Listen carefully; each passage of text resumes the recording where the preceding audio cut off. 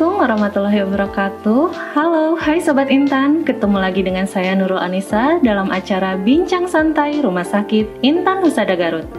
Hari ini saya nggak sendirian, saya bersama seorang dokter spesialis bedah syaraf Rumah Sakit Intan Husada. Nah, saya ada pertanyaan nih untuk Sobat Intan. Apakah Sobat Intan pernah mengalami cedera kepala?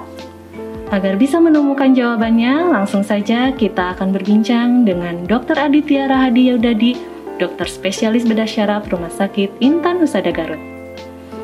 Halo, hai dok, apa kabar hari ini? Alhamdulillah bagus. Alhamdulillah ya, senang sekali hari ini saya bisa bertemu dengan dokter.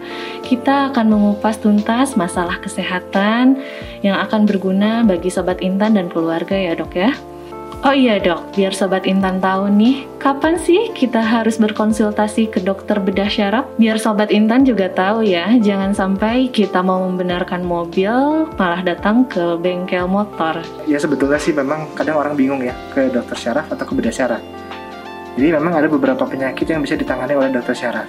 Tapi pada saat dibutuhkan operasi, dia akan datang ke saya. Jadi kayak contohnya mungkin kalau normal tumor otak, atau mungkin kondisi yang namanya hidrosefalus, atau pasien kecelakaan, ada pendarahan di kepalanya, dan juga bahkan nyeri tulang belakang yang membutuhkan operasi, pasti datang ke saya. Oh, seperti itu ya dok ya.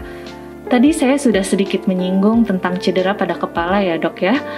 Akan menarik karena masih banyak yang belum mengetahui apa yang menyebabkan cedera atau trauma pada kepala. Jadi apa saja sih dok yang bisa membuat kita cedera atau trauma pada kepala? Penyebabnya itu seperti apa ya dok ya? Jadi kalau kita bicara Indonesia ya, di Indonesia ini tetap cedera kepala paling banyak adalah kecelakaan. Kalau di luar negeri itu kecelakaan tuh jarang karena mereka lebih tertib. Yang kedua kasus pemukulan. Apalagi sekarang zaman corona ini kejahatan makin meningkat ya, kasus pemukulan juga sering terjadi. Bisa mengakibatkan cedera kepala. Atau yang sisi-sisi lainnya ya mungkin kecelakaan apakah terjatuh, kepleset, atau mungkin tidak sengaja terkena bola, dan lain-lain. Apakah setiap cedera pada kepala bisa mengganggu fungsi otak atau tergantung tingkat keparahannya dok? Ya.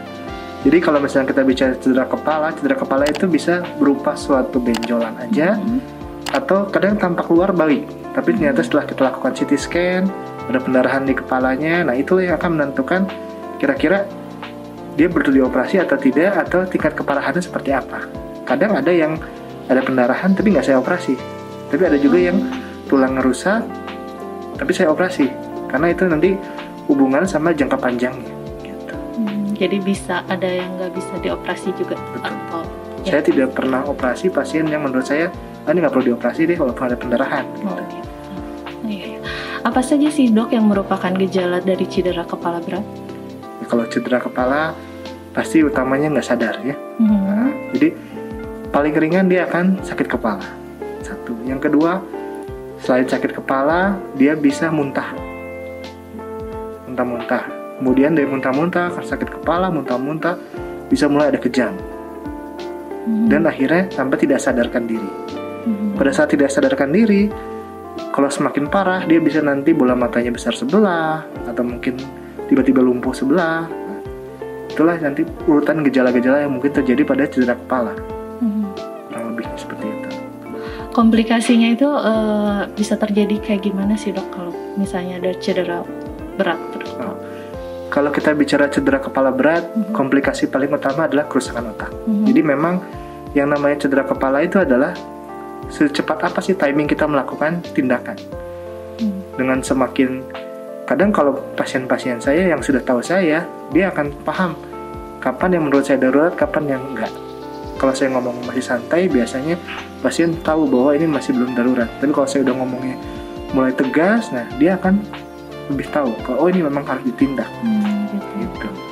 Karena ya semakin lama otak akan semakin rusak. Nah, itu yang susah kita membalikannya. Kalau pertolongan pertama nih dok, kalau misalnya untuk kita lakukan misalnya untuk ada yang mengalami cedera pada kepala itu, biasanya pertolongan pertamanya itu seperti apa ya dok ya? Kalau di jalan gitu ya. Iya, kalau misalnya kita di jalan misalnya ketemu, ini kita bicara orang awam berarti ya. Yang pasti jangan panik ya. Satu, jangan panik. Yang kedua, orang kecelakaan, kita posisikan dia di posisi yang baik. Seringkali kita lihat nih ya, kalau ada kecelakaan, yang pertama kali dilakukan apa?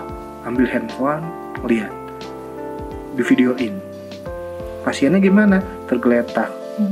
Orang-orang sekitar berantem. Nah, kita hindari keadaan itu. Jadi yang pertama kali kita lakukan adalah bebaskan pasien dari kerumunan, karena dia butuh oksigen. Yang kedua, bersama beberapa orang kita bantu posisinya supaya benar. Kenapa? Karena kalau posisi tidak benar, oksigen ke otak tidak bagus, kerusakan otak bisa lebih parah. Kalau dia memakai bajunya kita longgarkan, ya. Terutama kayak misalkan pasiennya perempuan gitu ya.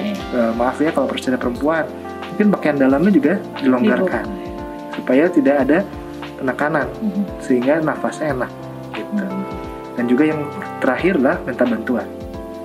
Gitu. Kalau misalnya udah kayak gitu dibawa ke rumah sakit ya dok. Betul. Ya. Nanti kalau misalnya sudah dibawa ke rumah sakit nih dok ya, apa sih yang dilakukan dokter spesialis bedah syaraf biasanya untuk pertama kali? Kalau kita sih tetap ya, kalau di kedokteran itu ada yang namanya Advanced Trauma Life Support. Jadi kita tetap penanganan trauma, di mana yang pertama adalah kita membetulkan jalan nafas. Jalan nafas, kemudian oksigenasi kepalanya, otaknya. Kemudian kita lihat apakah ada pendarahan atau tidak. Lalu dari situ kita lihat kerusakannya dari mana, gitu. Tapi tetap step-step itu harus dilakukan, nggak boleh diloncat.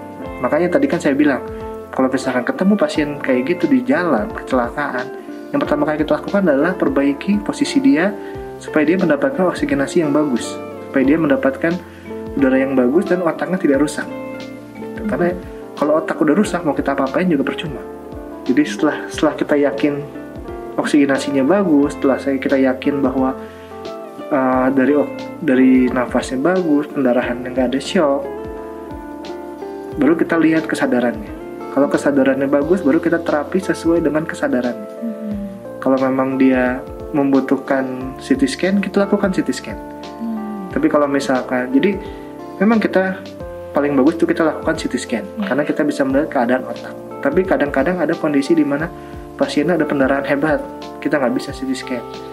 Biasanya kita ronsen dulu kepalanya. Jadi kita fleksibel aja menyesuaikan. Dan saya juga kalau dilaporin juga gitu, kondisinya begini dok, oh ya berarti langsung ini, langsung itu gitu. Supaya pasien juga tertangani. Jangan sampai kita meloncati, saya mentingin daerah saya, ternyata daerah lain bermasalah, itu juga percuma. Jadi kalau misalnya kayak gitu dilakukan CT scan juga ya dok ya. Betul, terus CT scan kepala. Kalau di rumah sakit Intan Husada ini sudah ada layanan CT scan untuk kepala nggak sih dok? Sudah. Oh sudah ada ya. Berapa lama sih dok waktu yang dibutuhkan untuk memulihkan cedera pada kepala? Memulihkan ya, kalau memulihkan tergantung dari seberapa rusak kepalanya.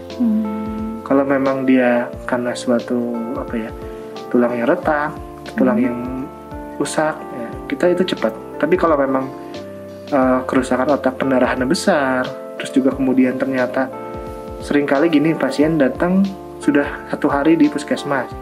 Ya mungkin karena keterbatasan transportasi ya. Itu juga kita tidak bisa memikirkan bahwa pemulihan akan lebih cepat. Karena pasti ada gejala-gejala sisa yang harus kita perbaiki dengan fisioterapi. Kalau sudah pulih nih dok ya, apakah bisa kembali normal seperti biasa gitu? Kalau misalkan dia trauma, dia kecelakaan, kalau pendarahannya berupa pendarahan di luar otak, itu masih bisa. Tapi kalau memang dia dari awal datang kondisinya sudah lumpuh sebelah, terus juga kesadarannya juga sudah jelek, ya kurang bagus, itu dipanggil-panggil nggak sadar, itu biasanya sudah ada kerusakan yang lebih permanen. Berdasarkan kerusakan lebih permanen, yang kita bisa lakukan adalah tidak memperparah kerusakan itu dengan cara selain dioperasi kita fisioterapi. Makanya saya ke pasien saya selalu bilang ke pasien saya bahwa kita komitmen. Jadi jangan sampai setelah operasi udah aja lepas. Kalau kondisinya bagus nggak apa-apa. Tapi kalau memang ada gejala-gejala sisa, kita komitmen. Bapak atau ibu harus mengantarkan pasien untuk fisioterapi, kontrol teratur ke saya, sehingga pengobatannya terus berjalan dengan holistik, dengan keseluruhan.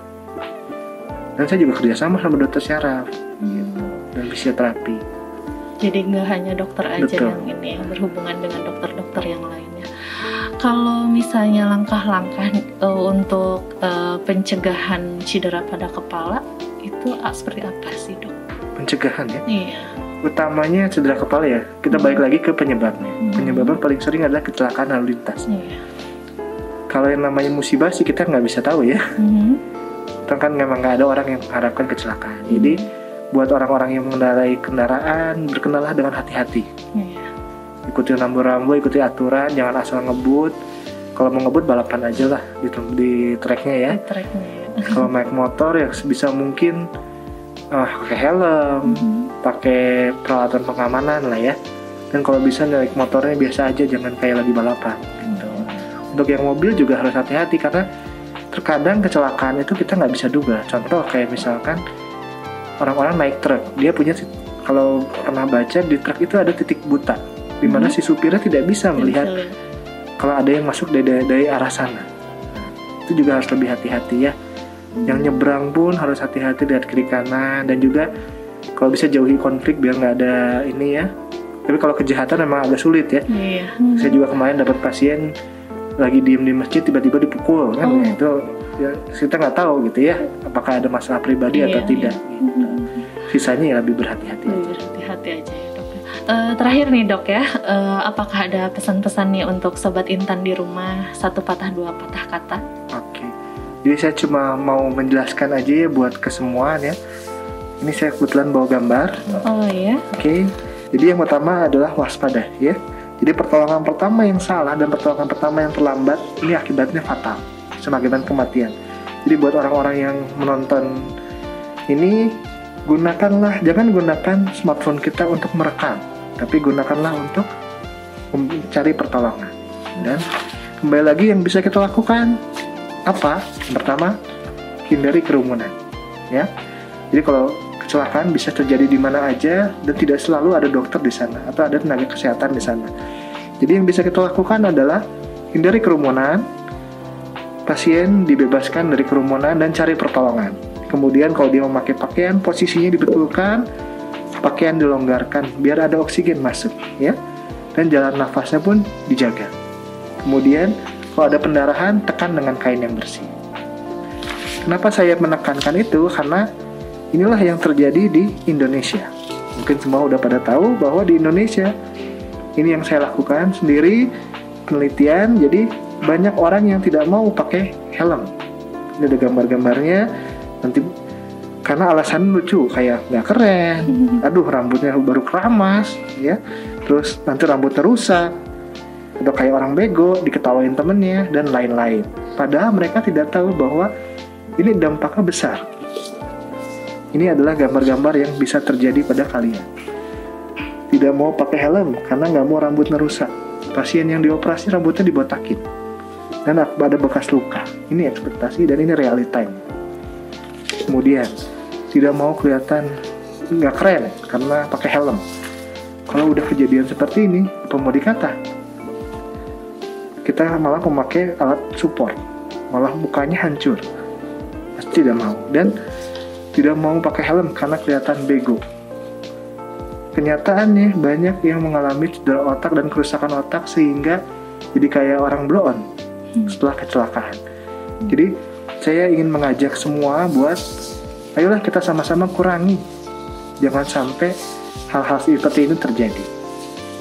Karena segala sesuatu yang terjadi dalam waktu cepat dan bisa ditangani secara cepat bisa kita tolong. Tapi kalau sudah terlambat, semuanya juga tidak bisa ditolong. Sekian. Wah, luar biasa sekali ya, Dok ya. Terima kasih banyak, Dok. Ilmunya bermanfaat sekali. Semoga Sobat Intan bisa termotivasi untuk terus menambah wawasan dan membiasakan diri berkendara dengan aman ya. Untuk Sobat Intan yang ingin bertemu langsung dengan Dr. Aditya Rahadi Yudadi, datang saja ke Rumah Sakit Intan Husada setiap hari Senin sampai dengan Kamis pukul 14 sampai dengan 16 waktu Indonesia Barat. Oh ya, ada informasi menarik nih untuk Sobat Intan. Saat ini telah dibuka layanan CT scan, dibuka 24 jam. Jadi, bagi Sobat Intan yang membutuhkan layanan CT scan, langsung saja datang ke Rumah Sakit Intan Husada. Nantikan giveaway serta promo-promo menarik dari kami. Selalu pantengin sosial media kami di akun Instagram @rs_intanhusada, akun Facebook Rumah Sakit Intan Husada, akun Spotify Rumah Sakit Intan Husada, dan akun YouTube Rumah Sakit Intan Husada. Untuk informasi lebih lanjut mengenai Rumah Sakit Intan Husada, bisa menghubungi nomor telepon 081 214 86 7272. Terima kasih banyak dan mohon maaf jika ada salah kata. Saya Nurul Anissa, undur diri. Rumah Sakit Intan Husada, kami berikan yang terbaik. Wassalamualaikum warahmatullahi wabarakatuh.